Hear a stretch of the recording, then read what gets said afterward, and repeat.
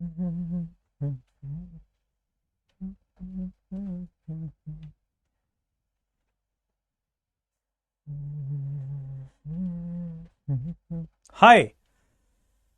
Good afternoon everybody. I hope आप सब लोग अच्छे हैं। दोपहर का नमस्कार, आपको भी दोपहर का नमस्कार। बहुत बहुत शुभकामनाएं आपको। स्टार्ट करें एक अमेजिंग से क्लास जिसमें हम पढ़ने वाले हैं आज जनरल ऑर्गेनिक केमिस्ट्री। बहुत ही इंपॉर्टेंट चैप्टर है, बेहद अमेजिंग चैप्टर है। बताया नहीं जा सकता कि आपके इस्तेमाल में कितना आएगा, बस इतना बताया जा सकता है कि it is going to be super duper useful for you. इसके बिना पूरा ऑर्गेनिक केमिस्ट्री नहीं समझ आता है, ना आएगा, ना आने वाला था, ना आया है आज तक किसी को। सो ये था, है और रहेगा, हमेशा ऑर्गेनिक के लिए यूजफुल था, है और रहेगा। ऐसा वाला चैप्टर है जनरल ऑर्गेनिक केमिस्ट्री। मतलब ऑर्गेनिक केमिस्ट्री पढ़ने से पहले मैंने आईयूपीएसी नाम सिखाया, जिसमें आपको पता लग जाए कि ऑर्गेनिक केमिस्ट्री का नाम कैसे रखते हैं। ठीक है, अब हमने नाम रखना सीख लिया है। नाउ अब उसका जनरल यूज कैसे करते हैं, फिर हम ऑर्गेनिक केमिस्ट्री पढ़ेंगे। ठीक है, तो जनरल ऑर्गेनिक केमिस्ट्री में सबसे पहले हमने आईयूपीएसी पढ़ा। आईयूपीएसी के बाद नाउ वी आर सेइंग कि जो हमने नाम रखा है उसका यूजेस कैसे करते हैं और जनरल ऑर्गेनिक केमिस्ट्री की बेसिक टूल्स क्या क्या है। जैसे अगर आपको A for apple, B for ball, C for cat, D for doll ऐसे पढ़ना है तो आपको पहले ABCD पढ़ना पड़ता है, राइट।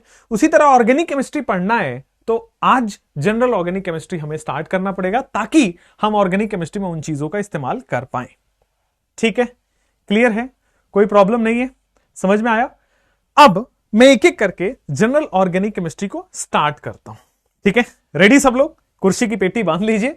बहुत important chapter, very useful chapter for you people. आओ देखो बेटा, जनरल ऑर्गेनिक केमिस्ट्री जब हम पढ़ा रहे होते हैं आपको, उसका मतलब क्या है and what do we mean by this.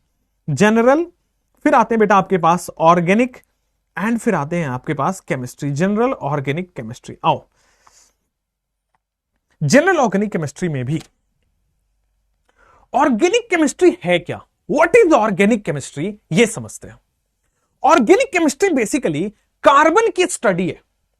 Organic का मतलब कार्बन के कंपाउंड, ऑर्गेनिक कंपाउंड कह रहे हैं मतलब कार्बन के कंपाउंड है, कार्बन और हाइड्रोजन के compound to be more specific.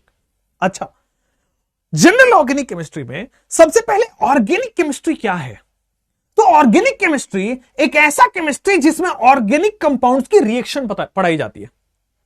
Organic chemistry में क्या है, रिएक्शंस, ऑर्गेनिक कंपाउंड के रिएक्शन टू बी स्पेसिफिक। अब आ जाओ कि हम पूरा जनरल ऑर्गेनिक केमिस्ट्री में यह समझना है कि रिएक्शन ऑफ ऑर्गेनिक केमिस्ट्री में कैसे कैसे क्या क्या काम आता है। जीओसी में पढ़ना क्या है मैं पहले क्लियर कर दूं। जैसे जीओसी में आगे जाके जो हम रिएक्शन पढ़ने वाले हैं उसके अंदर की चीजें अभी हम पढ़ लेंगे, बेसिक्स पढ़ लेंगे। सो जनरल ऑर्गेनिक केमिस्ट्री एक ऑर्गेनिक रिएक्शन की बेसिक्स को पढ़ाता है। ऑर्गेनिक रिएक्शन आगे हम पढ़ाएंगे कि ऑर्गेनिक रिएक्शन ये डालो, ये डालो, ये डालो, ऐसे मिल जाएगा, ऐसे बन जाएगा, प्रोडक्ट बन जाएगा।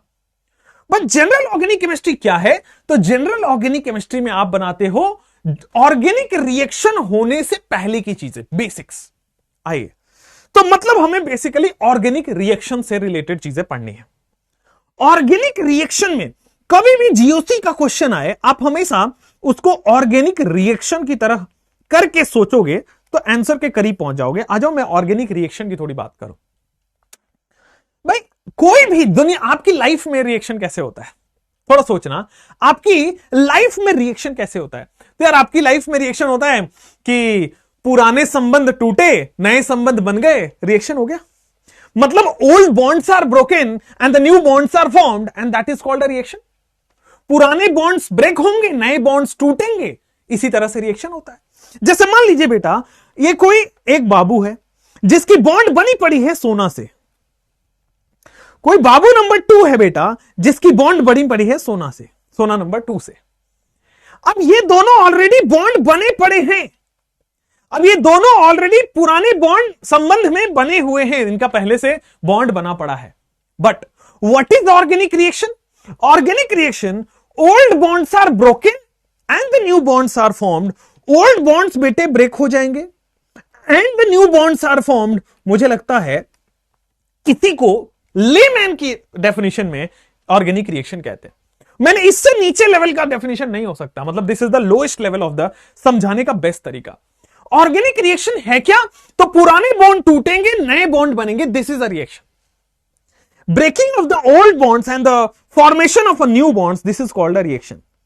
रिएक्शन है क्या? तो ब्रेकिंग ऑफ ओल्ड बॉन्ड्स, पुराने बॉन्ड्स बेटा टूट रहे, and formation of new bonds, this is organic reaction. और अगर यह हो रहा है तो दिस इज रिएक्शन। ऑर्गेनिक नहीं, केमिस्ट्री का कोई भी रिएक्शन यही होता है, चाहे ऑर्गेनिक रिएक्शन हो चाहे इनऑर्गेनिक रिएक्शन हो। रिएक्शन का मतलब ही है जो पहले से बॉन्ड बना है उसको तोड़ना है और नया बॉन्ड बना लेना है, this is called as organic reaction.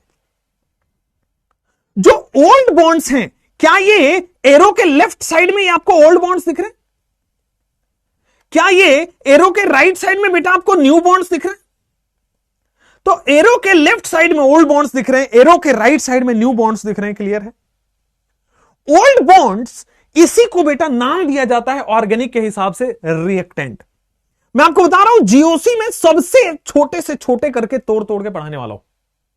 और जो राइट साइड में न्यू बॉन्ड्स है बेटा, इसी को बोल दिया जाता है प्रोडक्ट। मतलब old bonds are broken and the new bonds are formed. Old bonds जहां बने होते हैं उस साइड को बोलते हैं रिएक्टेंट, जहां नए बॉन्ड बन जाते हैं उसको बोलते हैं प्रोडक्ट। जहां बेटा इसको, हाँ बहुत अच्छा, आपकी परिभाषा में दिस इज ब्रेकअप से पैचअप तक की जर्नी जो होती है उसी को रिएक्शन कहते हैं। आपकी जिंदगी में भी रिएक्शन होता है कि ब्रेकअप से लेकर के पैचअप तक वाली, जिसने किसी ने लिए तुषार शर्मा, ये देख रहे हो अपनी अपनी जीवन गाथा बेचारे कह रहे हैं। तो रिएक्टेंट और प्रोडक्ट अभी आपको समझ आया कि किसी भी रिएक्शन में ये होता है, रिएक्टेंट और प्रोडक्ट। अब रिएक्टेंट भी दो तरीके का होता है, आते हैं। रिएक्टेंट भी दो तरीके का होता है आपके पास। रिएक्टेंट कैसे दो तरीके का होगा? आई रिएक्टेंट दो तरीके का होता है, एक को बोलते हैं बेटा हम सबस्ट्रेट, दूसरे को बोलते हैं reagent. The first one is called as, हमारे प्यारे बच्चों, substrate, and the second one is called as reagent. एक को बोलते हैं सबस्ट्रेट, दूसरे को बोलते हैं रिएजेंट। सबस्ट्रेट का मतलब है, सबस्ट्रेट का मतलब है जिस पर अटैक हो रहा हो। मतलब ये ओल्ड बॉन्ड्स टूटेंगे कैसे? कोई यहां से निकल के दूसरे पे अटैक करेगा। जैसे देखो यहां बना क्या है, ए और एक्स बना है, मतलब या तो ए ने एक्स पर अटैक किया होगा या फिर एक्स ने ए पे अटैक किया होगा। सुनो कहानी से, भाई ए और एक्स का बॉन्ड कैसे बना होगा? या तो ए ने एक्स पर अटैक मारा है या तो एक्स ने ए पर अटैक मारा है। तो यहां पे बड़ा सिंपल है, सबस्ट्रेट क्या है? जिस पर अटैक हो रहा है। समझेंगे? Species on which, species on which reagent attacks, species on which reagent attacks, इसी को कहते हैं सबस्ट्रेट। और reagent क्या है? species which attacks on substrate, species which attacks on substrate, which attacks on substrate, जो सबस्ट्रेट पे अटैक करे उसी को कहते हैं रिएजेंट। जिस पर अटैक हो रहा है दैट इज सबस्ट्रेट, जो अटैक कर रहा है दैट इज रिएजेंट। कहीं से कोई प्रॉब्लम परेशानी तो नहीं होगी ना? सबस्ट्रेट और रिएजेंट क्लियर हुआ ना?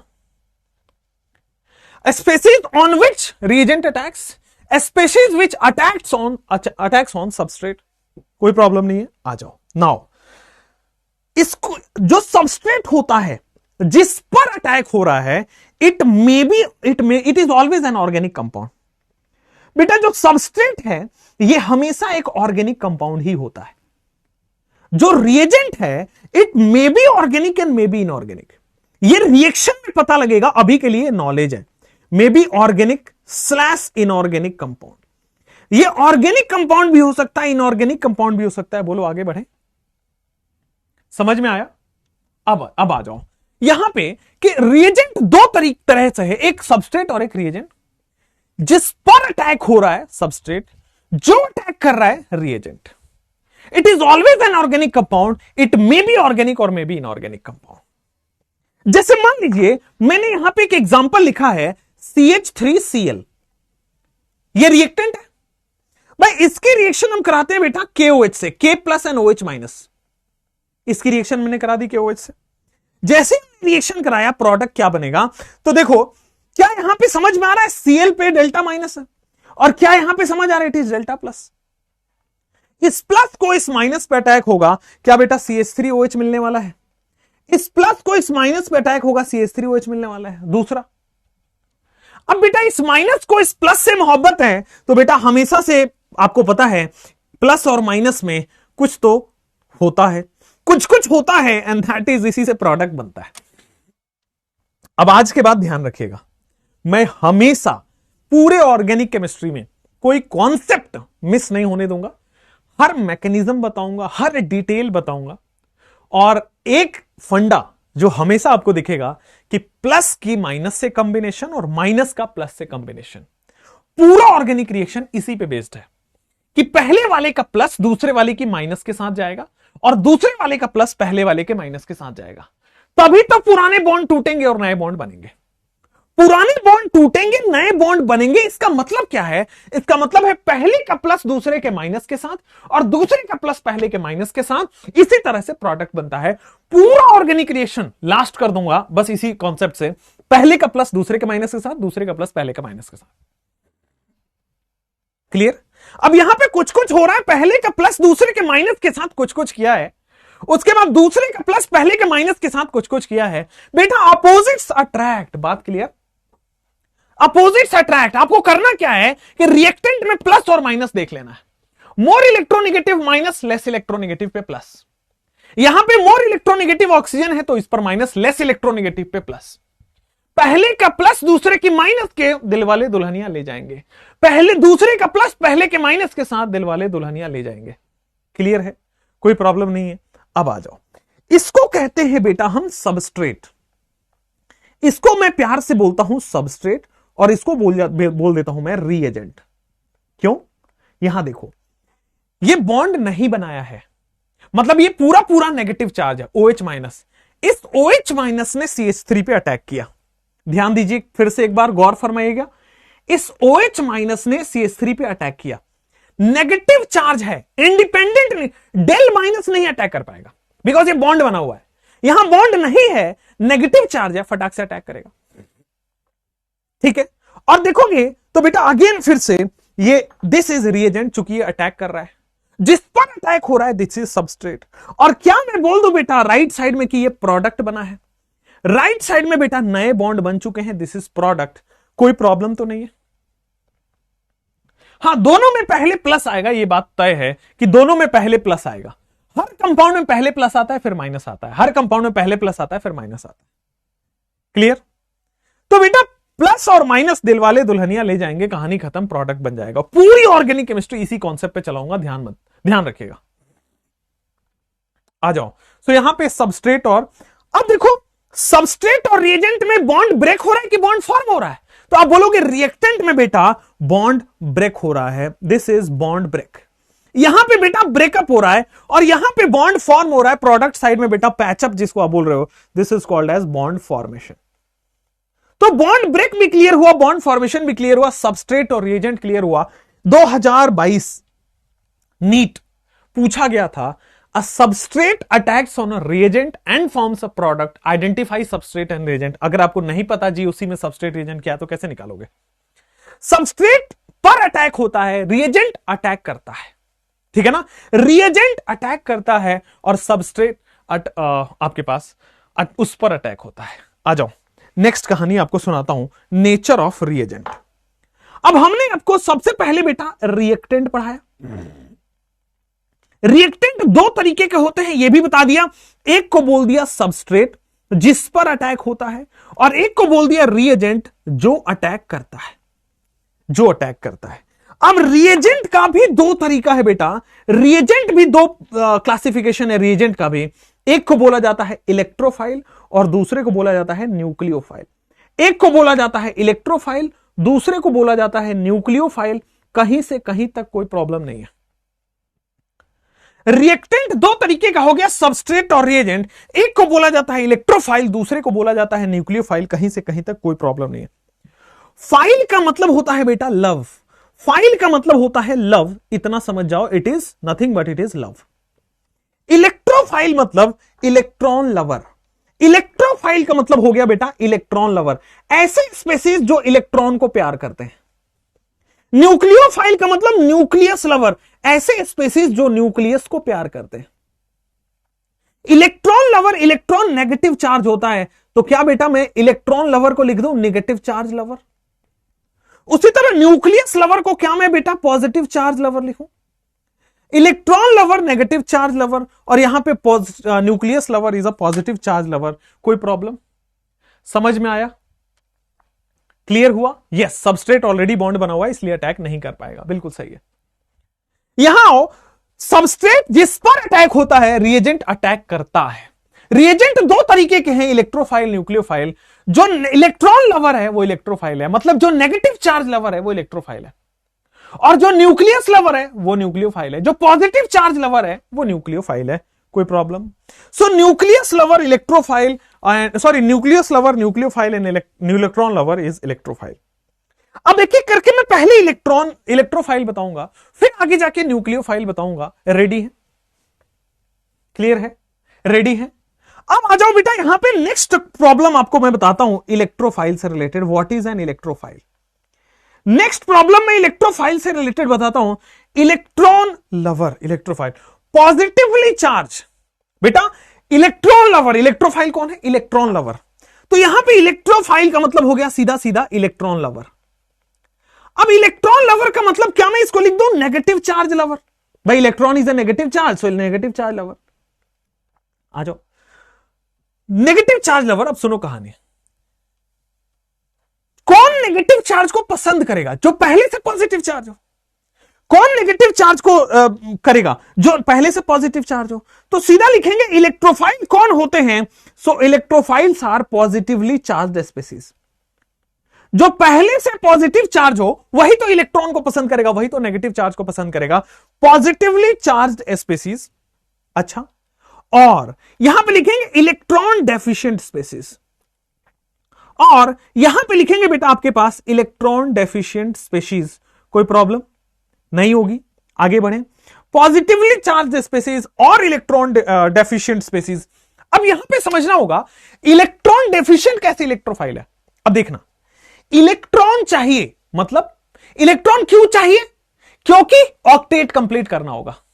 भाई केमिकल बॉन्डिंग में हमने पढ़ा होगा, या केमिकल बॉन्डिंग का थोड़ा सा नॉलेज, कि बेटा इलेक्ट्रॉन क्यों लेता है कोई, नेगेटिव चार्ज क्यों लेता है? क्योंकि ऑक्टेट की कमी होगी, स्टेबल होना चाहता है। सुनो, यहां पे इलेक्ट्रॉन डेफिशिएंट स्पेसीज है, इलेक्ट्रॉन की कमी है यहां पे, इसलिए बेटा ये इलेक्ट्रॉन लेता है। या तो कोई पहले से पॉजिटिव चार्ज हो, या तो उसके पास इलेक्ट्रॉन की कमी हो, तभी तो इलेक्ट्रॉन लवर होगा ये। तो इलेक्ट्रोफाइल कौन हो गया? या तो पहले से पॉजिटिव चार्ज हो, या तो इलेक्ट्रॉन डेफिशिएंट स्पेसीज हो। जैसे खास करके बेटा एग्जाम्पल के तौर पे H+, Cl+, Br+, SO3H+, उसके बाद बेटा NO+, NO2+, अल्काइल पे प्लस, CH2 पे प्लस OH-, CH2OH, उसके बाद CH3C डबल बॉन्ड O पे plus charge. This is what, जहां भी पॉजिटिवली चार्ज दिख जाए ये सारे के सारे क्या है? They are electrophiles.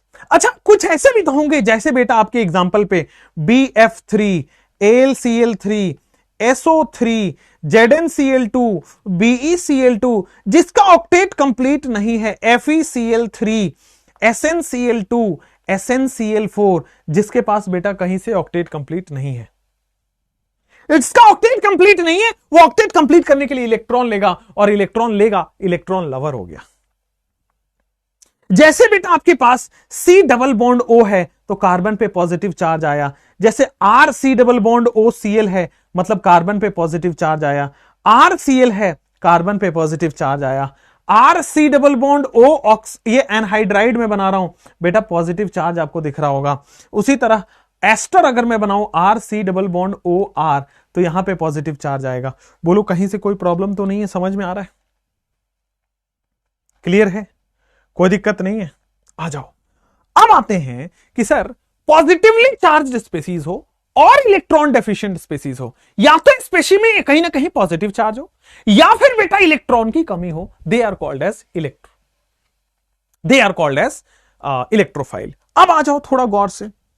यार एक बात बताओ, नोट करके, यार एक बात बताना, पहले नोट कर लेना। नोट के ऊपर लिखो बेटा VT सर स्पेशल।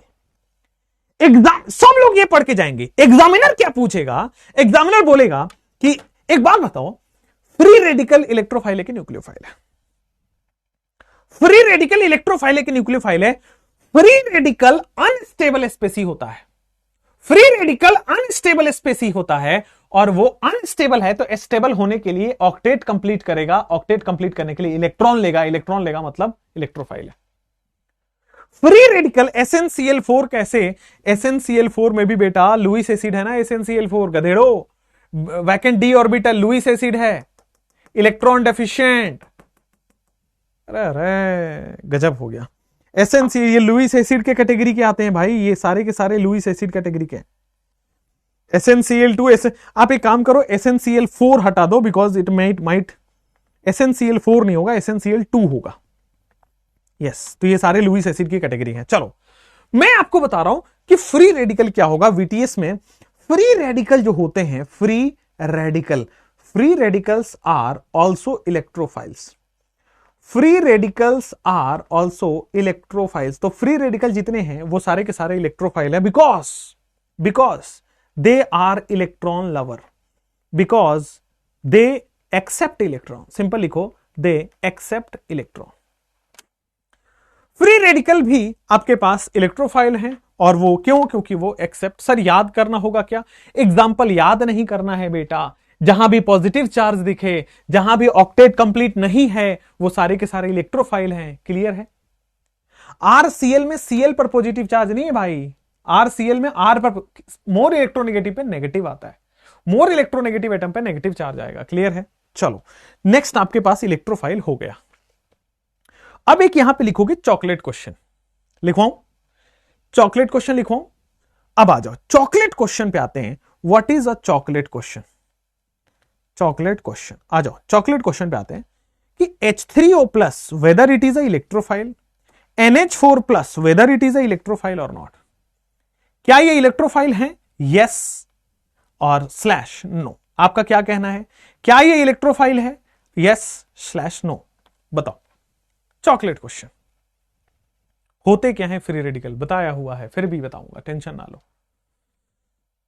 अब यहां आ जाओ बेटा, यहां पे कि यस और नो में आओ। सबसे पहले आपको ये लगेगा सर पॉजिटिव चार्ज है, ये तो केटायन, ये तो सीधा सीधा इलेक्ट्रोफाइल होना चाहिए। Answer is no, it is not a electrophile. फिर होगा कि सर ये भी पॉजिटिव चार्ज है, मतलब होना चाहिए, फिर आंसर आएगा no it is not a electrophile. पता है क्यों? अरे भाई H3O प्लस में ऑक्टेट कंप्लीट है, H3O प्लस में ऑक्टेट कंप्लीट है भाई, H3O प्लस में ऑक्सीजन का ऑक्टेट कंप्लीट है। ठीक है, ऑक्सीजन के चारों तरफ 8 इलेक्ट्रॉन होना चाहिए, वो है। सिमिलरली बेटा NH4 प्लस में, NH4 प्लस में नाइट्रोजन के चारों तरफ 8 इलेक्ट्रॉन होना चाहिए, और वो है। ऑक्सीजन के चारों तरफ देखो 3 बॉन्ड बने हैं, 6 इलेक्ट्रॉन, और 2 लोन पेयर के फॉर्म में 8 इलेक्ट्रॉन। नाइट्रोजन के चारों तरफ 4 बॉन्ड मतलब 8 इलेक्ट्रॉन, एक बॉन्ड में 2 इलेक्ट्रॉन, 4 बॉन्ड में 8 इलेक्ट्रॉन। यहां पे देखोगे 6 इलेक्ट्रॉन बॉन्ड में, 2 इलेक्ट्रॉन लोन पेयर में। यहां पे देखोगे 4 बॉन्ड में 8 इलेक्ट्रॉन, कोई दिक्कत नहीं है।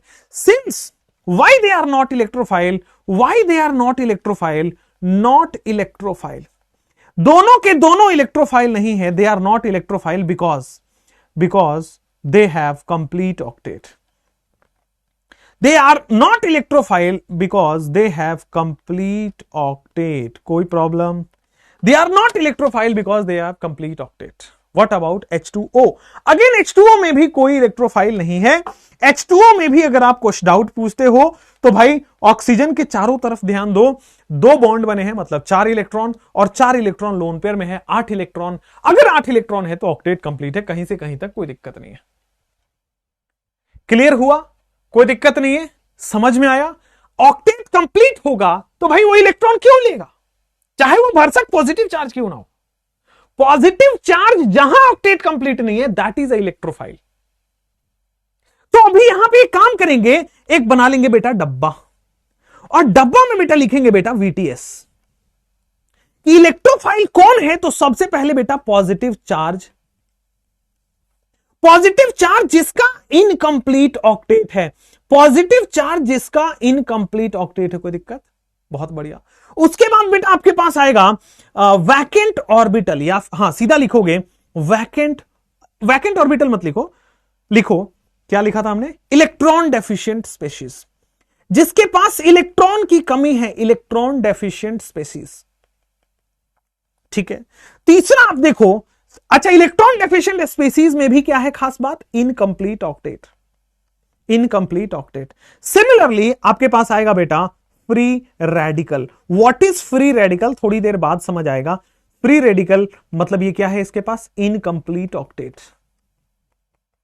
अगर मैं आपको बोलूं बेटा ये क्या है, लुईस एसिड, लुईस एसिड का मतलब इसके पास भी इनकंप्लीट ऑक्टेट है। लुईस एसिड के पास भी बेटा इनकंप्लीट ऑक्टेट है, और इनकंप्लीट ऑक्टेट का मतलब क्या हो गया, सिंपल, इनकंप्लीट ऑक्टेट है, अनस्टेबल। हुआ clear? Positive charge incomplete octet, electron deficient species incomplete octet, free radical incomplete octet, Lewis acid incomplete octet. Clear है, समझ में आया? तो ये सारे होंगे, जो भी इनकंप्लीट ऑक्टेट होगा, जिसको भी इलेक्ट्रॉन की नीड पड़ेगी, वो सारे के सारे क्या होंगे, they are electrophiles. So electrophile आज के बाद कभी याद रखना हो तो ये होगा आपके लिए, जिसके पास भी ऑक्टेट कंप्लीट नहीं है। अगर ऑक्टेट कंप्लीट हो गया तो कुछ भी हो जाए, इलेक्ट्रोफाइल नहीं हो सकता। हुआ क्लियर बेटा? कोई प्रॉब्लम नहीं है। पॉजिटिव चार्ज इनकंप्लीट ऑक्टेट, या तो इलेक्ट्रॉन डेफिशिएंट स्पेसीज हो उसका भी इनकंप्लीट ऑक्टेट, या तो फ्री रेडिकल हो वो भी इनकंप्लीट ऑक्टेट होता है। लुईस एसिड, लुईस एसिड का मतलब जो इलेक्ट्रॉन एक्सेप्टर होते हैं। What are Lewis acid? Lewis acid are electron pair acceptor. Lewis acid क्या होते हैं? वैसे होते हैं जो इलेक्ट्रॉन पेयर को एक्सेप्ट करें। वीटीएस का मतलब क्या होता है? VT sir special, VT sir special. ठीक है, वीटी सर स्पेशल आपको मिल गया इलेक्ट्रोफाइल के लिए। समझ में आया? चलिए अब आते हैं उसके बाद न्यूक्लियोफाइल पे। आज के बाद इलेक्ट्रोफाइल कोई दिक्कत तो नहीं होगा। पॉजिटिव चार्ज होने से इलेक्ट्रोफाइल नहीं होता है, पॉजिटिव चार्ज हो और साथ में इनकंप्लीट ऑक्टेट हो। उसके बाद electron deficient species incomplete octet को बोलते हैं। फ्री रेडिकल का इनकंप्लीट ऑक्टेट होता है। लुईस एसिड इनकंप्लीट ऑक्टेट होता है। लुईस एसिड ये हो गया, सब इनकंप्लीट होता है। Positive charge having incomplete octet is called as electrophiles. अच्छा अगर मैं आपको बोलूं बेटा न्यूक्लियोफाइल तो क्या बोलोगे? अगर मैं बेटा आपको बोलूं न्यूक्लियोफाइल तो क्या बोलोगे? सुनो गौर से। न्यूक्लियोफाइल नेगेटिवली चार्ज्ड और इलेक्ट्रॉन रिच। न्यूक्लियोफाइल का मतलब होता है नेगेटिवली चार्ज और इलेक्ट्रॉन रिच। सुनोगे गौर से, नेगेटिवली चार्ज और electron rich, they are called as nucleophile. Negatively charge और electron rich, they are called as nucleophile. कोई प्रॉब्लम नहीं है? आगे बढ़ें, चलो आगे बढ़ें। So nucleophiles are negatively charge और इलेक्ट्रॉन रिच।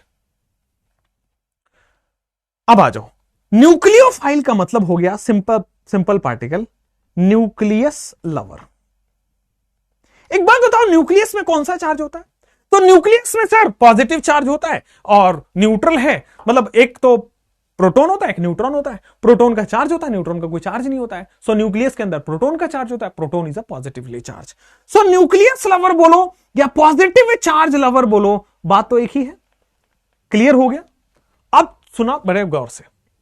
सर मेरा पहले लाइव सेशन ज्वाइन करने का फायदा नहीं है कोई मेरे? अरे भाई तुम्हारी जिंदगी में नखड़े खत्म नहीं हो रहे। इधर आओ चुपचाप से। कौन है न्यूक्लियोफाइल में? इधर आओ। पॉजिटिव चार्ज कौन पसंद करेगा? जो पहले से निगेटिवली चार्ज हो। भाई पॉजिटिव चार्ज कौन सा है? जो पहले से नेगेटिवली चार्ज हो। क्लियर हो? और बेटा इसमें क्या हो? इलेक्ट्रॉन रिच हो। नेगेटिवली चार्ज हो और इसमें क्या होना है? इलेक्ट्रॉन रिच होना है। और क्या होना है बेटा? सिंपल, इलेक्ट्रॉन रिच होना पड़ेगा। और having lone pair. Electron rich का मतलब ही है बेटा जिसके पास लोन पेयर हो। हैविंग लोन पेयर, या तो नेगेटिव चार्ज हो या तो उसके पास इलेक्ट्रॉन रिच का मतलब लोन पेयर हो। क्लियर है? कोई प्रॉब्लम नहीं है? सुनो, बहुत इजी मेथड में कि कोई न्यूक्लियस लवर हो, कोई पॉजिटिव चार्ज लवर हो, कोई नेगेटिवली चार्ज हो और इलेक्ट्रॉन रिच हो और हैविंग लोन पेयर हो। यहां आ जाओ। जैसे एग्जांपल के तौर पे, एग्जांपल याद नहीं करना, जैसे H- it is a nucleophile, OH- it is a nucleophile, ROR- it is a nucleophile, CN- it is a nucleophile, I- it is a nucleophile, Br- nucleophile, F minus nucleophile, CH3 minus nucleophile, NH2 minus nucleophile, and बेटा CH3 CH2 minus, it is a nucleophile, and बेटा CH2 double bond CH minus, जितने भी minus charge हैं, जितने भी minus charge है, सब के सब न्यूक्लियोफाइल है। ठीक है, अब आ जाओ यहां पे कि this is what positive negative charge हो गया, सारे के सारे न्यूक्लियोफाइल हो गए।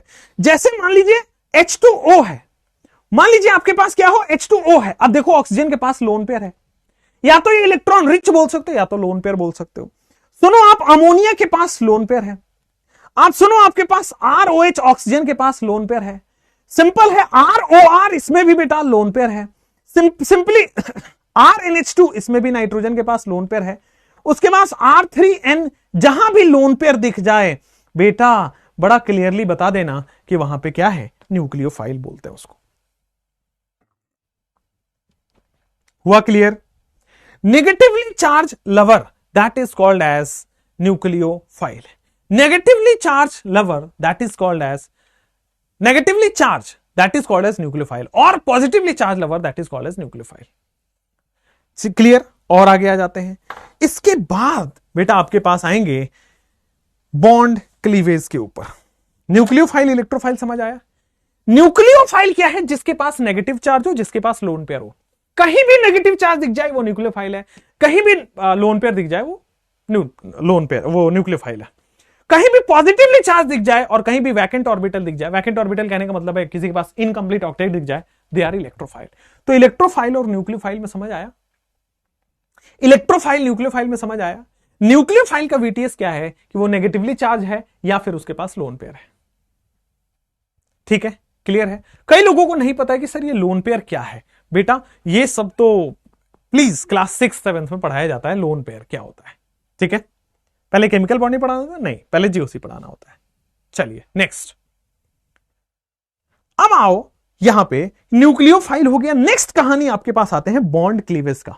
मैंने आपको कितनी बार बेटा समझाया हुआ है कि आप चैट्स में केवल वही लिखेंगे जो पढ़ाई से रिलेटेड है, बाकी डजंट मैटर। ठीक है, अब कई लोग होते हैं जो MB फाइल भी बता दो। बेटा MB फाइल सिलेबस में नहीं है तो क्यों बता दे? MB फाइल अगर सिलेबस में नहीं है तो क्यों बता दे?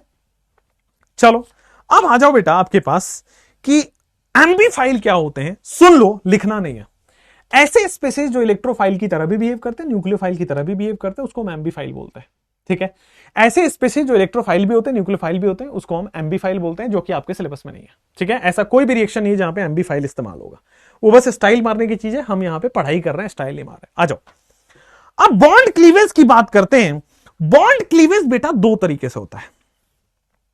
बॉन्ड क्लीवेज दो तरीके से होता है। एक को बोलते हैं बेटा होमोलिटिक, एक को बोलते हैं होमोलिटिक बॉन्ड क्लीवेज।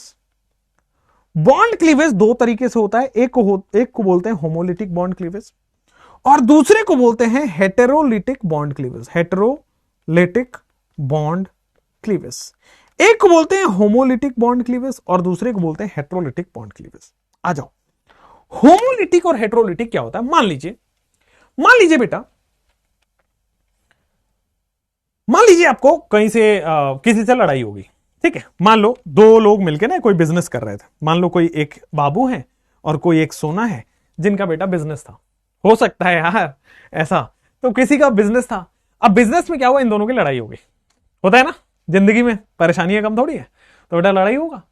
अब मान लो बेटा ये जो एक ज्यादा पावरफुल है और एक कम पावरफुल है, भाई ऑब्वियसली कोई एक ज्यादा पावरफुल होगा। ठीक है, तो दोनों केस में कुछ भी हो सकता है। तो जो ज्यादा पावरफुल है वो ज्यादा से ज्यादा यहां से लेके चला जाएगा। भाई जो ज्यादा पावरफुल है वो बिजनेस का ज्यादा हिस्सा रख लेगा अपने पास।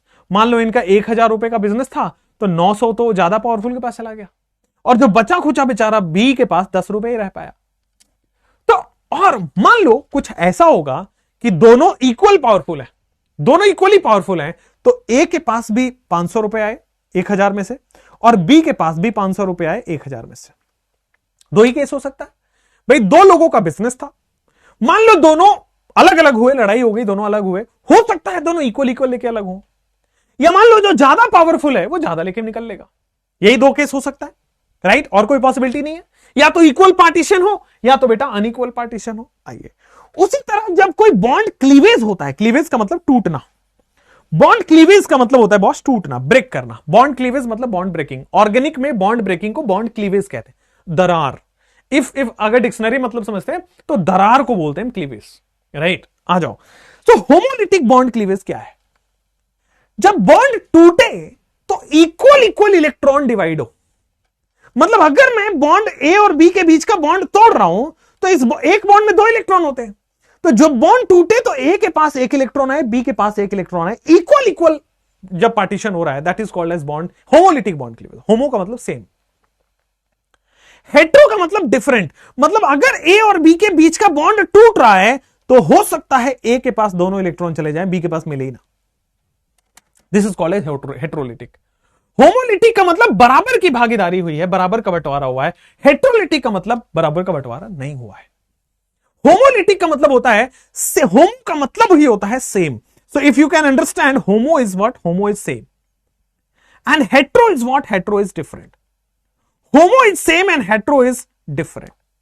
सो अगर केसेस, अब यहीं से ऑर्गेनिक रिएक्शन चालू होता है। रिलेट करके सोचना चालू करो।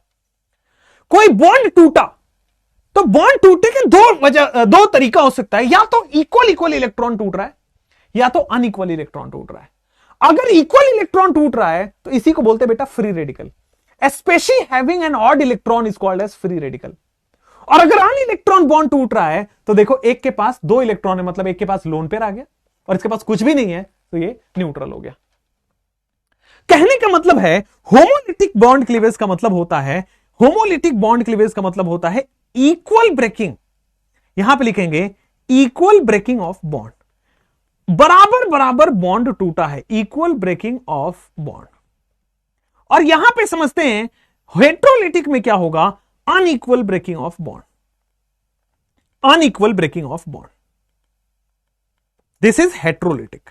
अब यहीं से बेटा आपका जीओसी स्टार्ट होने लगेगा धीरे धीरे। अब थोड़ा गौर से समझना, थोड़ा गौर से समझना।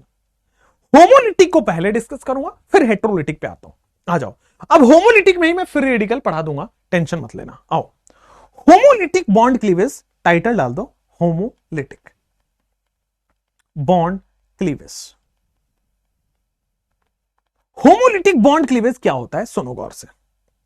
अगर आपके पास कोई बॉन्ड है ए और बी, अगर आपके पास ये बॉन्ड है ए और बी, ए का इलेक्ट्रॉन होगा, बी का इलेक्ट्रॉन होगा। कोई भी बॉन्ड तभी बनता है जब इसका एक इलेक्ट्रॉन और इसका इलेक्ट्रॉन पार्टिसिपेट करता है, दोनों इलेक्ट्रॉन मिलकर बॉन्ड बन जाते हैं। होमोलिटिक क्लीवेज क्या कहता है कि क्लीवेज का मतलब बॉन्ड ब्रेक होना, बॉन्ड में दरार आना।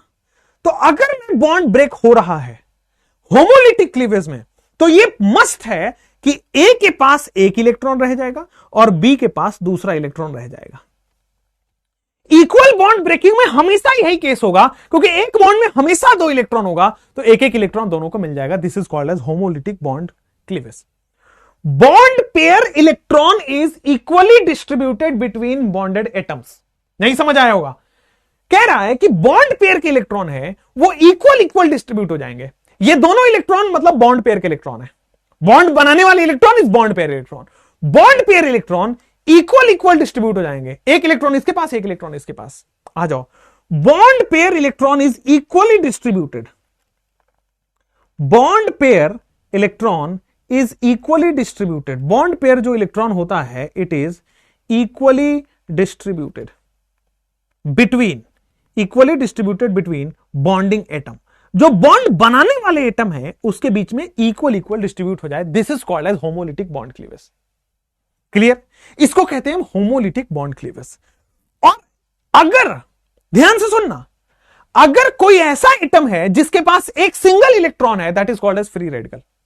किसी का सवाल था फ्री रेडिकल क्या होता है? एक ऐसा एटम जिसके पास सिंगल फ्री इलेक्ट्रॉन हो, एक इकलौता। अभी तक आपने पेयर ऑफ इलेक्ट्रॉन सुना था, लोन पेयर। सिंगल इलेक्ट्रॉन को फ्री रेडिकल बोलता है। और अगर यहां पे पेयर ऑफ इलेक्ट्रॉन हो जाए, उसी को लोन पेयर कहते हैं। कई लोगों का सवाल लोन पेयर क्या होता है? आओ भाई यहां पे कि this is called as free radical. A के साथ एक electron is nothing but it is free radical. B के साथ एक electron is nothing but it is free radical. अब फ्री रेडिकल क्या है? फ्री रेडिकल का मतलब है atom having single odd electron, that is called as free radical. Free radical के लिए atom having single odd electron, atom having single odd electron, atom having single odd electron, this is called as free radical. कोई दिक्कत? Atom having single free radical, that is called as odd electron. बोलो हाँ या ना? Atom having single free electron, that is called as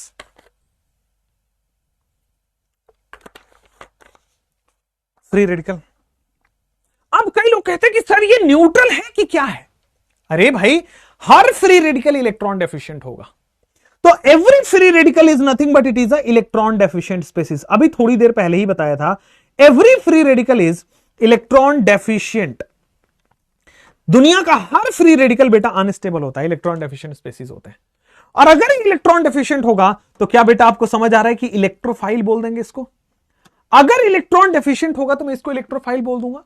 homolytic bond cleavage में electrophile generate होता है. बढ़िया, मजा आ गया.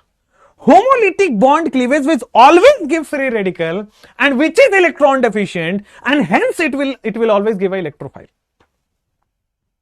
Hence it will always give a electrophile. Clear हुआ? अब होगा कि भाई हेट्रोलिटिक बॉन्ड क्लीवेज का मतलब क्या हुआ? सर हेट्रोलिटिक बॉन्ड क्लीवेज का मतलब हो गया unequal breaking of a bond. Odd electron species भी बोल सकते हैं, बिल्कुल सही है. This is a odd electron species. आगे बढ़ते हैं. हेट्रोलिटिक का मतलब है unequal breaking of a bond. heterolytic bond cleavage. heterolytic bond cleavage. आओ, unequal breaking of a bond, या फिर यहां पे लिखेंगे unequal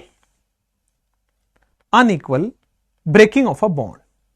तो heterolytic bond cleavage में सिंपल हो गया, unequal breaking of a bond is called is heterolytic bond cleavage. Unequal breaking of a bond is heterolytic bond cleavage. Unequal breaking of a bond is heterolytic bond cleavage. जैसे यहां पे आओगे, this is what? This is A and this is bonded to B. A और B bond है, ठीक है. जैसे ही बेटा हेट्रोलिटिक बॉन्ड क्लीवेज होगा, बेटा क्या होगा? इस बॉन्ड के में एक इलेक्ट्रॉन होगा, इस बॉन्ड में B का एक इलेक्ट्रॉन होगा. अच्छा, अनइक्वल ब्रेकिंग का मतलब हो गया, इक्वल का मतलब हो गया ए का इलेक्ट्रॉन इसके पास, एक इलेक्ट्रॉन बी के पास, ठीक है. This is equal. अनइक्वल का मतलब हो गया कि बेटा हो सकता है ए के पास सारे इलेक्ट्रॉन चले जाएं, बी के पास कुछ भी नहीं मिले, यही तो अनइक्वल हो सकता है. या दूसरा पॉसिबल केस है, बी के पास सारे इलेक्ट्रॉन चले जाएं, ए के पास इलेक्ट्रॉन बचे ही ना, यह भी तो हो सकता है.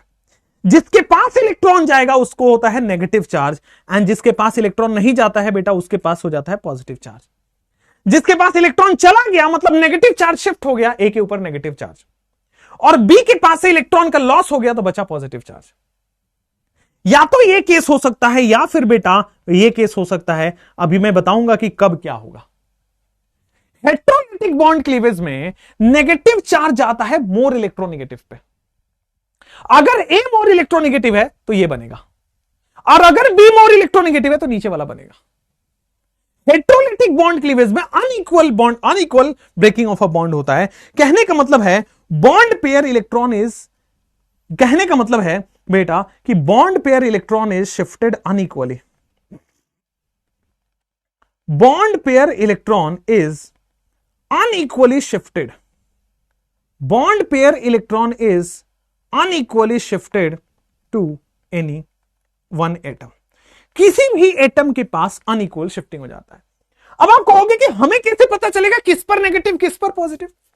मोर इलेक्ट्रोनेगेटिव पता करो, जो भी मोर इलेक्ट्रोनेगेटिव होगा उस पर नेगेटिव चार्ज आ जाएगा, और जो भी लेस इलेक्ट्रोनेगेटिव होगा उस पर पॉजिटिव चार्ज आ जाएगा. कोई प्रॉब्लम तो नहीं है. दोनों में प्लस हो गया, दोनों में प्लस. अच्छा, दोनों में प्लस नहीं, जब एक पे प्लस आ रहा है तो बी पे माइनस हो जाएगा. बोलो क्लियर है? Bond pair electron unequally shifted to any one atom. कोई प्रॉब्लम नहीं. अब देखो, होमोलिटिक में क्या बन रहा था? Free radical.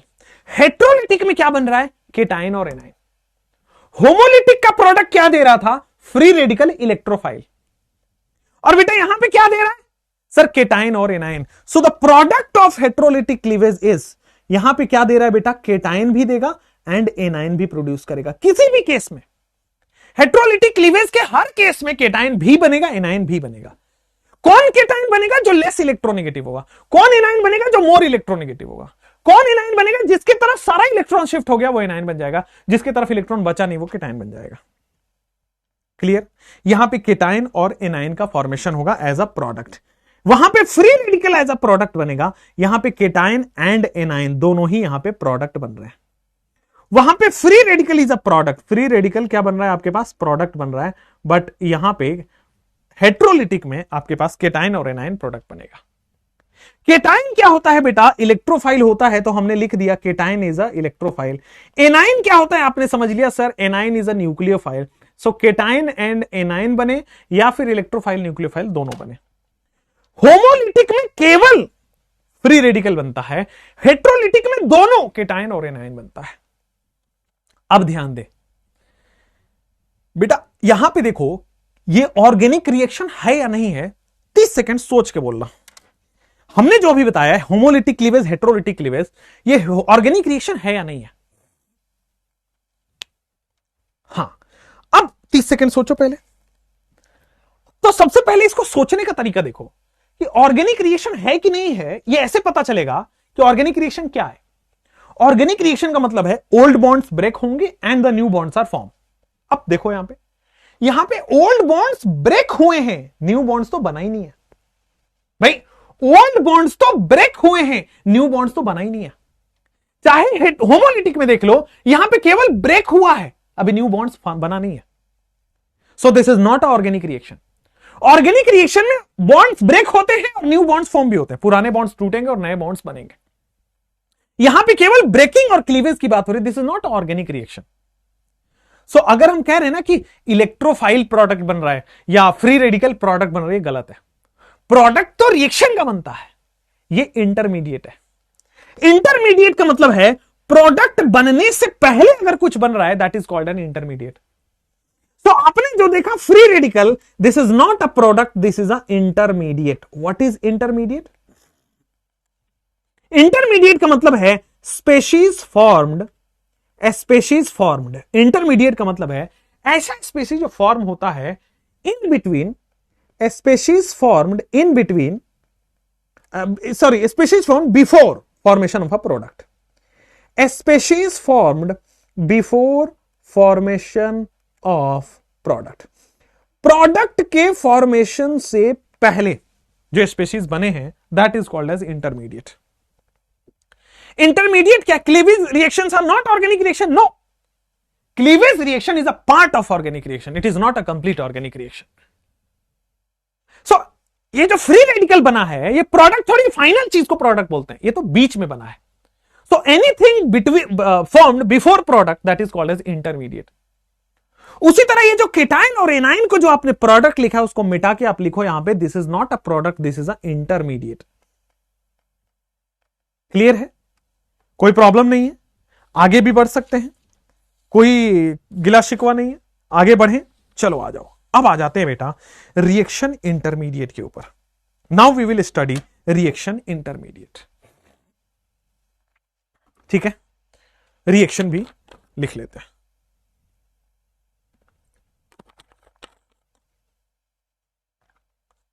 चलो यहां पे आ जाओ, हेट्रोलिटिक बॉन्ड क्लीवेज के बाद आ जाओ इंटरमीडिएट क्या होता है, या फिर लिखो title reaction intermediate. What is reaction intermediate?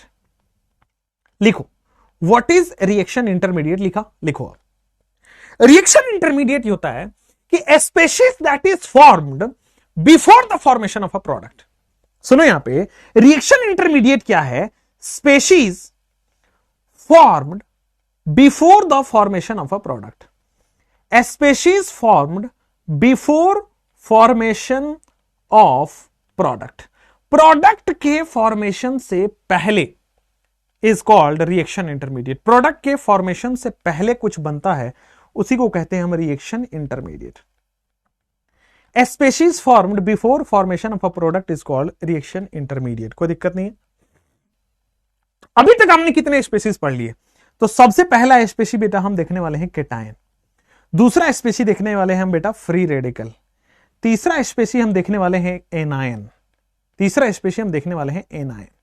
ठीक है, होता तो बेटा आपके पास कार्बीन भी है, होता तो बेटा आपके पास कार्बीन बेंजाइन भी है, होता तो आपके पास बेटा नाइट्रीन भी है। These are also called as intermediate, but खुशी की बात यह है बेटा, खुशी की नहीं, आप सब लोगों की बात है कि नॉट इन सिलेबस। कौन से रिएक्शन इंटरमीडिएट सिलेबस में है? तो केवल केटाइन, एनाइन और फ्री रेडिकल। क्लियर है? समझ में आ गया? आगे बढ़ते हैं। Reaction intermediate species form before formation of a product is called reaction intermediate. यहां पे आओ, ये केटाइन है, ये फ्री रेडिकल है, एनाइन है, यही 3 सिलेबस में है। एक एक करके अब हम सारे पढ़ने वाले हैं। सबसे पहले बेटा आप लिख लो केटाइन, कार्बोकेटाइन। सबसे पहले आप लिखो कार्बोकेटाइन, लिखे, आ जाओ बेटा कार्बोकेटाइन। सबसे पहला इंटरमीडिएट अभी हम पढ़ने वाले हैं कार्बोकेटाइन। ठीक है, कार्बोकेटाइन, आ जाओ। केटाइन, कार्बन के ऊपर जो केटाइन होगा दैट इज कार्बोकेटाइन। पहली बात कि यार कार्बन किसी भी एक एटम से जुड़ा होगा, पहले से कार्बन किसी भी एक एटम से जुड़ा होगा।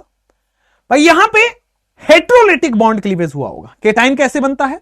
हेट्रोलिटिक बॉन्ड क्लीवेज से। ठीक, तो सबसे पहले सर ये कार्बन के ऊपर पॉजिटिव चार्ज और जेड के ऊपर नेगेटिव चार्ज आ जाएगा, टूट जाएगा bond.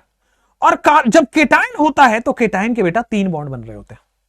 Cation forms 3 bonds and then zed minus अलग हो जाएगा। सुनो, कार्बोकेटाइन क्या है? तो सबसे पहली बात पॉजिटिव चार्ज स्पेसीज। कार्बोकेटाइन क्या है? तो it is positively charged species. कोई दिक्कत नहीं है। What is carbocation? It is a positively charge species. उसके बाद व्हाट इज अ, अच्छा ये पॉजिटिव चार्ज स्पेसीज है, तो सुनो यहां पे this is 6 electron in valence shell. भाई वैलेंस शेल में कितने इलेक्ट्रॉन है? तो आप कहोगे कि सर 6 इलेक्ट्रॉन है वैलेंस शेल में। क्यों? अरे किसी भी कार्बोकेटाइन के पास 3 बॉन्ड होता है, क्योंकि चौथा बॉन्ड था तो वो टूट गया ना। कार्बन के पास पहले से 4 बॉन्ड बने होंगे, पर टूटा है मतलब 3 बॉन्ड ही बचा होगा ना। आंसर तो इसका सीधा है कि कार्बोकेटाइन की 3 बॉन्ड क्यों है? कार्बोकेटाइन बनता कैसे? एक बॉन्ड तोड़ के। पहले से कार्बन के 4 बॉन्ड बने होते हैं, क्योंकि कार्बन को ऑक्टेट कंप्लीट करने के लिए 4 बॉन्ड चाहिए। ठीक है, तो ये हो गया पॉजिटिवली चार्ज स्पेसी, ये तो सबको समझ आता है। 6 electron in valence shell, 3 bond 6 electron, एक बॉन्ड में 2 इलेक्ट्रॉन, 3 बॉन्ड में 6 इलेक्ट्रॉन। क्लियर है? आओ अब आ जाओ बेटा यहां पे कि सर ये भी समझ आ गया 6 electron in valence shell. Next कहानी, अब देखो कि कार्बोकेटाइन इनकंप्लीट ऑक्टेट है कि कंप्लीट ऑक्टेट है? तो बहुत सिंपल है सर, 6 इलेक्ट्रॉन का मतलब इनकंप्लीट ऑक्टेट होगा। कहीं से कोई वो नहीं है, बात नहीं है, समझ में आ रहा है, इनकंप्लीट ऑक्टेट है। 6 electron in valence shell, incomplete octet है। और इनकंप्लीट है मतलब इलेक्ट्रॉन डेफिशिएंट बोलेंगे इसको। भाई इनकंप्लीट है, इलेक्ट्रॉन की कमी है, सीधा सीधा हो जाएगा इलेक्ट्रॉन डेफिशिएंट। अरे भाई इलेक्ट्रॉन डेफिशिएंट स्पेशीज को क्या मैं इलेक्ट्रोफाइल लिख सकता हूं? तो लिखो इलेक्ट्रॉन डेफिशिएंट स्पेशीज को, यार ये इलेक्ट्रोफाइल होते हैं। These are electrophile, electron lover हैं, क्योंकि पॉजिटिवली चार्ज है, इलेक्ट्रॉन लवर तो होंगे ही। बहुत अच्छी बात है। अब आ जाओ, 6 इलेक्ट्रॉन है, डायामैग्नेटिक होगा कि पैरामैग्नेटिक? भाई पैरामैग्नेटिक तो तब होगा जब अनपेयर्ड इलेक्ट्रॉन हो। यहां तो सारे इलेक्ट्रॉन पेयर्ड नहीं है। भाई ये देखो, इस में 2 इलेक्ट्रॉन है पेयर, इधर 2 इलेक्ट्रॉन है पेयर, इधर 2 इलेक्ट्रॉन है पेयर, तो यहां पे अनपेयर्ड इलेक्ट्रॉन तो है ही नहीं ना। और अगर अनपेयर्ड इलेक्ट्रॉन नहीं है तो आप बोल सकते हो कि ये क्या है? Sir this is very simple, it is a paired diamagnetic species. भाई डायामैग्नेटिक स्पेशीज को बोलते हैं because all electrons are paired. Diamagnetic species, all electrons are paired, सारे इलेक्ट्रॉन्स बेटा क्या है? पेयर्ड है। It is a diamagnetic species. एक और बात बताओ, अगर किसी के sigma bond plus lone pair 3 होता है, देखो यहां पे लोन पेयर तो है नहीं, 0 लोन पेयर। पहले लिख लो कि कितने सिग्मा बॉन्ड है, तो आप बोलोगे सर यहां पे कुछ नहीं, 3 सिग्मा बॉन्ड है। अगर 3 सिग्मा बॉन्ड है तो देख पा रहे हो तो लोन पेयर भी नहीं है, तो लिख लो यहां पे कि सर 0 लोन पेयर है। 3 सिग्मा बॉन्ड है, 0 लोन पेयर है। अगर ऐसा हुआ कि if you have 3 sigma bond and 0 lone pair, तो क्या बेटा ये sp2 हाइब्रिडाइजेशन होगा? 3 सिग्मा बॉन्ड 0 लोन पेयर बेटा sp2 हाइब्रिडाइजेशन बोलते हैं इसको। और sp2 हाइब्रिडाइजेशन का मतलब हो गया, sp2 हाइब्रिडाइजेशन बोलते हैं, और sp2 हाइब्रिडाइजेशन का मतलब trigonal planar. sp2 hybridization and it is planar. Planar और नॉन प्लेनर लिखना है, और बगल में लिख लेना बेटा, इसको ज्योमेट्री में हम बोलते हैं ट्राइगोनल, और फिर क्या बोलते हैं बेटा आपके पास? प्लेनर। कोई दिक्कत नहीं है, ट्राइगोनल प्लेनर।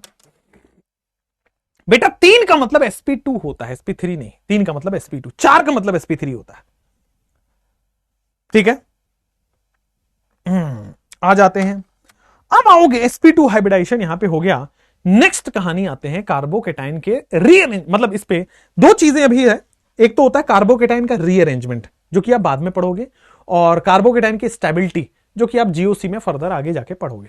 ठीक है, तो यहां तक अपन लिखते हैं कार्बोकेटाइन में। फिर अपन आते हैं बेटा फ्री रेडिकल, या पहले कार्बन आयन ही कर लेते हैं फिर फ्री रेडिकल करेंगे। कार्बोकेटाइन अपना हो गया, कार्बन आयन लिखेंगे और फिर फ्री रेडिकल लिखेंगे। बिल्कुल सही है, आ जाओ। अब आते हैं कार्बन आयन के ऊपर कि सर सबसे पहले अब लिखते हैं दूसरा intermediate, that is carbon ion. Carbon ion की बात करते हैं। अब कार्बन आयन में क्या है कि भाई कार्बन और जेड है, कार्बन के पहले से 3 बॉन्ड बन रहे हैं, कार्बन के पहले से 3 बॉन्ड बन रहे हैं। यहां पे आओ, कार्बन के पहले से 3 बॉन्ड यहां भी बन रहे थे। यहां पे जो जेड था वो मोर इलेक्ट्रोनेगेटिव एटम है, जेड था कार्बन से ज्यादा इलेक्ट्रोनेगेटिव है, तो जो मोर इलेक्ट्रोनेगेटिव है उस पर माइनस चला गया, कार्बन पे पॉजिटिव चार्ज। अगर कुछ ऐसा केस रहे कि जेड लेस इलेक्ट्रोनेगेटिव रहे, मतलब कार्बन मोर इलेक्ट्रोनेगेटिव है। अगर ऐसा है कि कार्बन मोर इलेक्ट्रोनेगेटिव रहेगा तो क्या होने वाला है? अगर ऐसा है कि कार्बन मोर इलेक्ट्रोनेगेटिव रहेगा तो भाई कार्बन पे नेगेटिव चार्ज आएगा, कोई दिक्कत वाली बात नहीं है। और जेड पे क्या आ जाएगा? पॉजिटिव चार्ज, इसमें भी कोई दिक्कत वाली बात नहीं है। अब यहां पे आओ, कार्बन पे नेगेटिव चार्ज को कार्बन आयन कहते हैं। यहां सुनो, सबसे पहली चीज, this is a negatively charged species. सबसे पहली चीज कार्बन आयन में क्या है? This is a negatively charged species. ये एक नेगेटिवली चार्ज स्पीसीज है। मैं आपसे पूछना चाहता हूं, नेगेटिवली चार्ज स्पीसीज है, वैलेंस सेल में कितने इलेक्ट्रॉन है? तो देखो, वैलेंस सेल में कितने इलेक्ट्रॉन है? तो 1, 2 और 3, 3 बॉन्ड है, 6 इलेक्ट्रॉन हो गया। और माइनस चार्ज का मतलब लोन पेयर होता है। कार्बन के ऊपर माइनस चार्ज का मतलब लोन पेयर होता है। यह बात हमेशा हमेशा के लिए अपने सर पे टैटू करवा लो, या तो, क्योंकि बहुत इंपॉर्टेंट बात है, अच्छे से समझ के रखना है कि अगर कार्बन पे नेगेटिव चार्ज है that means it is a lone pair. Carbon पे नेगेटिव चार्ज है that simply means it is a lone pair. आ जाओ, क्या मैं बोल दूं यहां पे कि 8 इलेक्ट्रॉन इन वैलेंस सेल? भाई 8 इलेक्ट्रॉन वैलेंस सेल में है या नहीं है? अगर 8 इलेक्ट्रॉन है तो क्या बेटा इसका कंप्लीट ऑक्टेट है? 8 इलेक्ट्रॉन इन वैलेंस सेल, तो क्या भाई आपके पास कंप्लीट ऑक्टेट है? क्या कंप्लीट ऑक्टेट है, लोन पेयर है, तो क्या यह न्यूक्लियोफाइल की तरह बिहेव करेगा? हां भाई, अच्छी बात है, न्यूक्लियोफाइल की तरह बिहेव करेगा। यहां भी आप देख पा रहे हो कि सर यहां पे जो इलेक्ट्रॉन है वो बॉन्ड पेयर, यहां पे इलेक्ट्रॉन है बॉन्ड पेयर, यहां पे इलेक्ट्रॉन है बॉन्ड पेयर, और यहां पे लोन पेयर, सारे इलेक्ट्रॉन पेयर में है, तो ये डायामैग्नेटिक है। डायामैग्नेटिक इसलिए है क्योंकि सर ऑल आर पेयर्ड, क्योंकि सारे इलेक्ट्रॉन क्या है बेटा? पेयर्ड है। बहुत अच्छी बात है। उसके बाद यहां पे कि सर अब देखोगे कितने सिग्मा बॉन्ड है, तो पता चला कि सर 3 सिग्मा बॉन्ड और लेकिन लोन पेयर 1 है। 3 सिग्मा बॉन्ड और 1 लोन पेयर है। अगर 3 सिग्मा बॉन्ड 1 लोन पेयर होता है तो क्या sp3 हाइब्रिडाइजेशन होता है? अगर 3 सिग्मा बॉन्ड और लोन पेयर होता है तो sp3 हाइब्रिडाइजेशन, और sp3 हाइब्रिडाइजेशन के साथ साथ बेटा ये क्या है? टेट्राहेड्रल। sp3 हाइब्रिडाइजेशन के साथ tetrahedral. Tetrahedral is a non planar. जैसे केटाइन प्लेनर था वैसे एनायन नॉन प्लेनर है। केटाइन प्लेनर था उसी तरह एनायन नॉन प्लेनर है। यहां पे 3 सिग्मा 1 लोन पेयर, 3 + 1 4 हो गया। 4 का मतलब क्या हो गया आपके पास? sp3। sp3 hybridization and non planar. Clear है? कोई प्रॉब्लम वाली बात नहीं है, समझ में आया? आ जाओ, एक लिखेंगे यहां पे VTS, जो कि कोई नहीं बताएगा, आप अपने बच्चों से जाके, मतलब आपके जो दोस्त हैं उनसे जाके पूछना। ओके, बॉन्ड ब्रेक होके ही बेटा ये कार्बन आयन बनेगा या हेटेरोलिटिक क्लीवेज होगा, ये ऑलरेडी बता रखा है। आओ अब VT सर स्पेशल। केटाइन की हाइब्रिडाइजेशन बताओ, sp2। बहुत अच्छा। एनायन की हाइब्रिडाइजेशन बताओ, sp3। ये भी आंसर सही है। Sometimes the hybridization of anion is sp2 as well. कई कई बार एनायन की हाइब्रिडाइजेशन sp2 होती है। लिखो, sometimes anion has sp2 hybridization. Sometimes anion has sp2 hybridization. Anion के पास बेटा sp2 हाइब्रिडाइजेशन होता है। ठीक है, sometimes anion has sp2 sp2 hybridisation. कुछ समय, अब ये क्या होता है sp2 हाइब्रिडाइजेशन में क्या होगा, तो बहुत सिंपली समझोगे तो हो जाएगा CH2 डबल बॉन्ड CH और यहां पे बेटा CH2 माइनस। ठीक है, आगे पढ़ने वाले हैं, लेकिन पहले बताना पड़ेगा नहीं तो छूट जाएगा। आगे पढ़ने वाले हैं कि बेटा pi sigma charge, this is pi bond sigma bond charge, इसको कहते हैं रेजोनेंस। अगर ऐसा केस रहे तो इसको रेजोनेंस होता है, और रेजोनेंस कुछ इस तरीके से बनता है CH2 माइनस, यहां पे देखोगे CH डबल बॉन्ड CH2। गौर से समझो, माइनस चार्ज बेटा यहां चला जाएगा और डबल बॉन्ड यहां चला जाएगा, डबल बॉन्ड आगे माइनस एक और आगे, डबल बॉन्ड अगले बॉन्ड में और माइनस चार्ज अगले के अगले कार्बन पे, डबल बॉन्ड अगले बॉन्ड में और माइनस चार्ज अगले के अगले कार्बन पे। कोई प्रॉब्लम, कहीं से कोई दिक्कत नहीं है।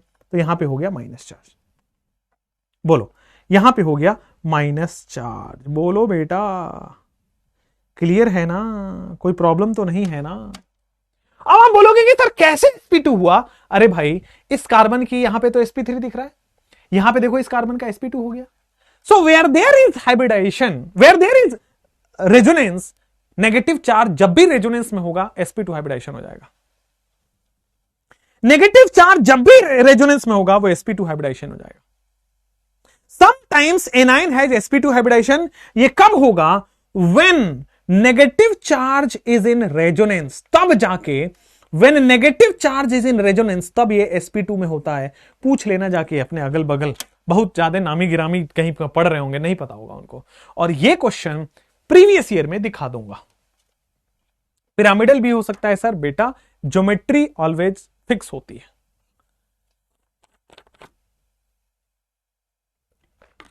अब क्या होगा, रेजोनेंस।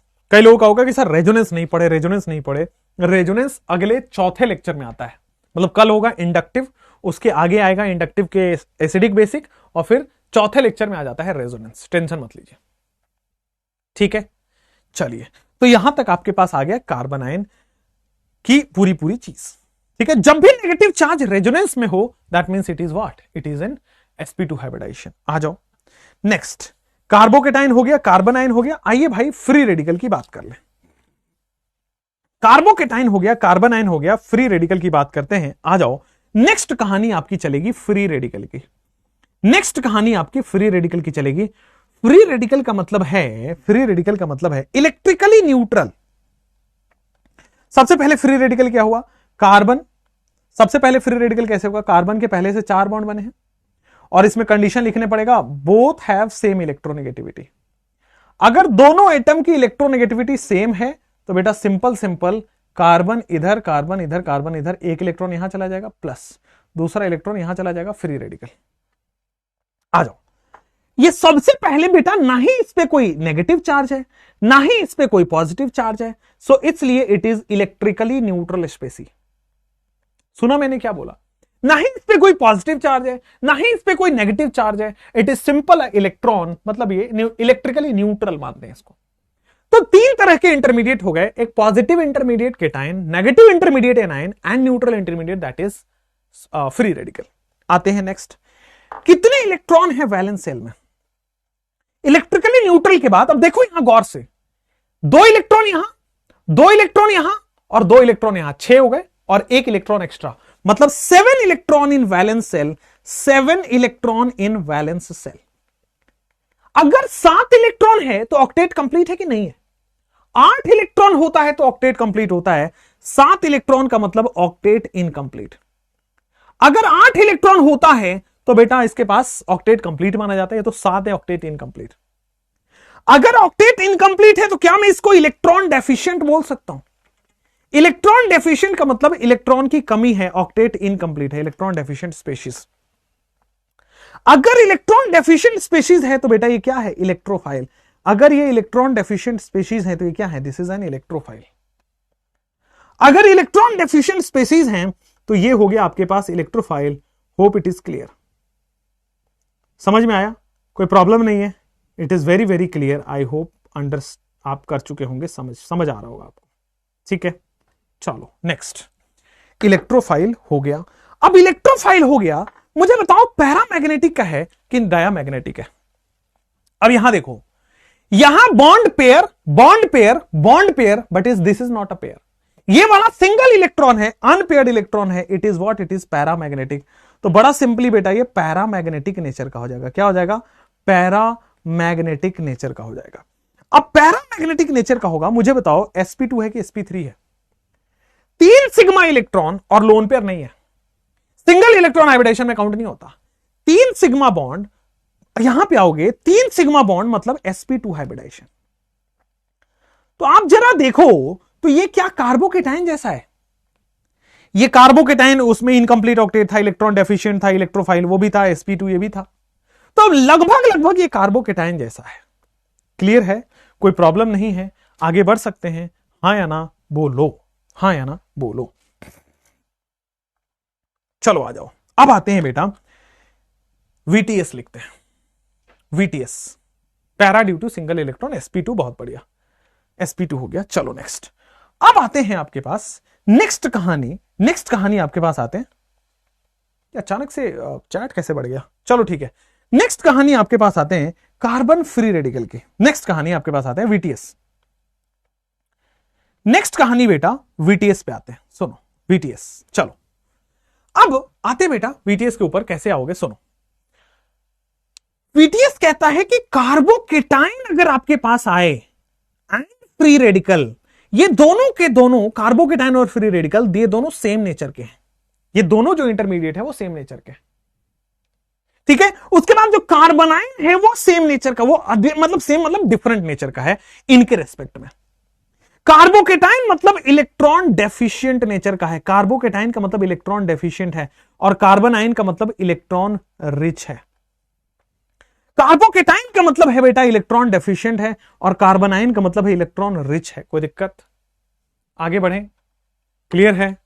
ज्योमेट्री भी केटाइन जैसी सेम होगी, yes. It is also planar, sp2 and planar. sp2 कैसे हुआ? 3 बॉन्ड sp2 होता है, ठीक है। It is again a planar structure.